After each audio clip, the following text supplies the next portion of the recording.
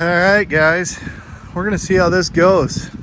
Stomper has been setting since the RBOR race when I bent the front axle housing, and I've come out and rifled through the glove box looking for stuff and the center console, but I have not started the engine on this thing in 3 months. It has been sitting in this exact spot for 3 months. So, see if the battery even has any charge or what's going on with it. Well, we got a light on. I have to say, after driving Spike, it doesn't feel like it has a clutch, but... Dude, no way.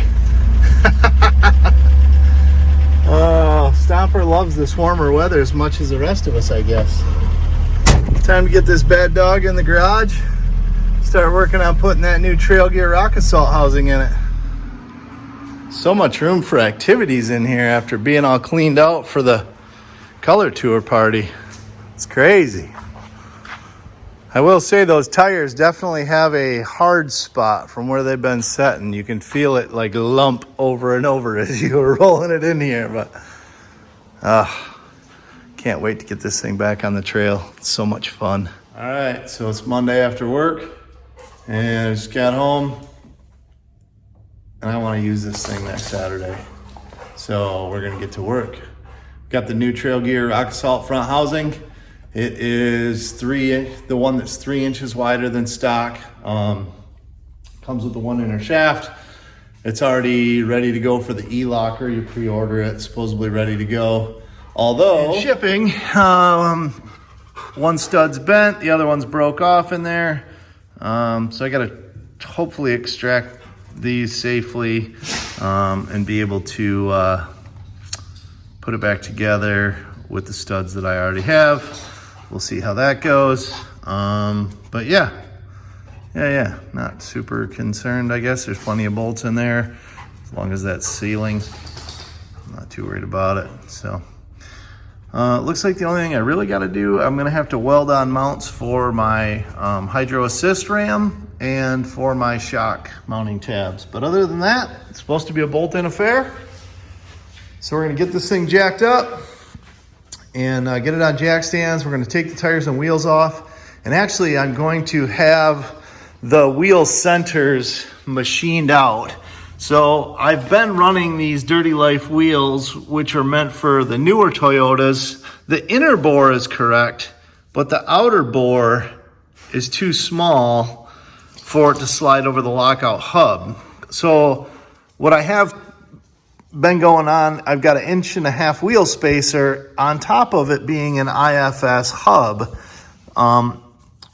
Or if you're gonna try and use these wheels on a truck that still has the original solid axle under it with no modifications, you would need a 3-inch wheel spacer to get the same offset that I'm using right now to clear that lockout. So I'm gonna have Neighbor's a machinist. We're gonna have him machine these centers out to match all the way through the bore of the wheel. And then we will not be running a spacer in the front. We will still keep the IFS hub, but with the 3-inch additional width that axle has, it should make us match what we've been running on the rear, which the rear is an IFS rear axle with 1.5 inch spacers. So right now I'm at a 61-inch wide wheel mount surface to wheel mount surface width, and we should be matching that up here when we're done, hopefully. So might be a good idea. Maybe I should take some before and after measurements. All right, first things first, truck is in the air on stands. We got to get these bead locks torn apart so we can get these wheels over the machinist, because he's going to need a few days with them, and we need to get this truck back on the trail for next Saturday, hopefully. So back to work I go.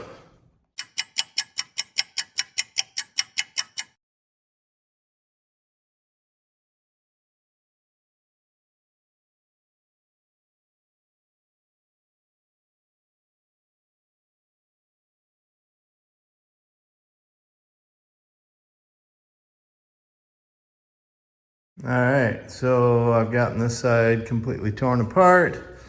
while I was waiting for Chris to get home because I can't break down that inner bead with anything I've got. And apparently he's got a tool or a plan or both.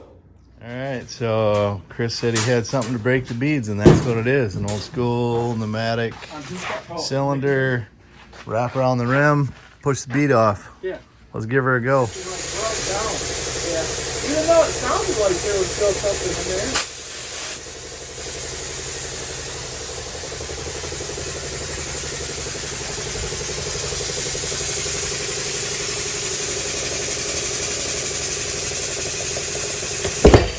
Whoa, that wasn't what I had in mind. So what's going on here, Andy? So the Goodyear Kevlar sidewalls and the Dirty Life beadlocks apparently like each other way more than I had anticipated. They do not want to come off. They do not want to come apart.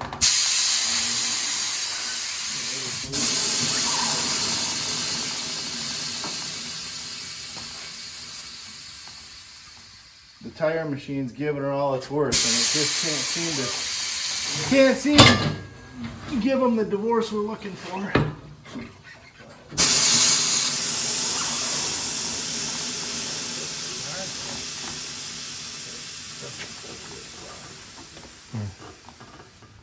So sometimes we pay professionals because it's worth it. Boys over at Accurate Tire and Wheel, Garth and Brian, got the tires stripped off Stomper's wheels so we can get them machined. But first, we're jumping in Spike. We're gonna run them out to our buddy Kirk's and push them through his bead blast cabinet, see if we can clean them up a little bit. Since I'm gonna have the centers machined out, my concern is that now I'll have some raw exposed aluminum and they're gonna get corroded really bad. And I mean, I do drive it a little bit in the wintertime in the salt, you know, obviously I love snow wheeling. But I'm more concerned that that raw aluminum is gonna be exposed and get all corroded where it gets machined. So I'm gonna run them out to Kirk's, I'm gonna bead blast them. Then we're gonna have the center bore machined out. Then we're going to drop them off and get them repowder coated to try and seal that aluminum, keep them from getting corroded. So hopefully all this stuff is happening. In the meantime, I'll be back working on the axle, I hope. We'll see how it goes. All right. First wheel in the blast cabinet. Let's see if I can remember how to use this thing. I've used it once before. It's been a few months. So, yeah. Hopefully we can get these things cleaned up. Okay, so got the driver's side taken apart and we just spent a good 5 minutes or better trying to get this shaft out because the end of the housing is bent up. The knuckle ball, the knuckle of the RCV shaft was stuck inside the knuckle ball and we couldn't get it out. So I was prying on one side with my like 4-ish foot pry bar. Chris was prying on the other side with one. And we finally got it to snap out of there, but you can see it's been rubbing in there. It's big, good and shiny. I don't know what it was hitting or what was going on, but it wasn't happy in there. So, yeah, glad I didn't run it any further. I didn't want to mess things up any worse than they are. Now that I got the shafts out, we get the front drive shaft out, get the front diff out, and get the housing unbolted from the leaf springs and start tinkering with the other housing.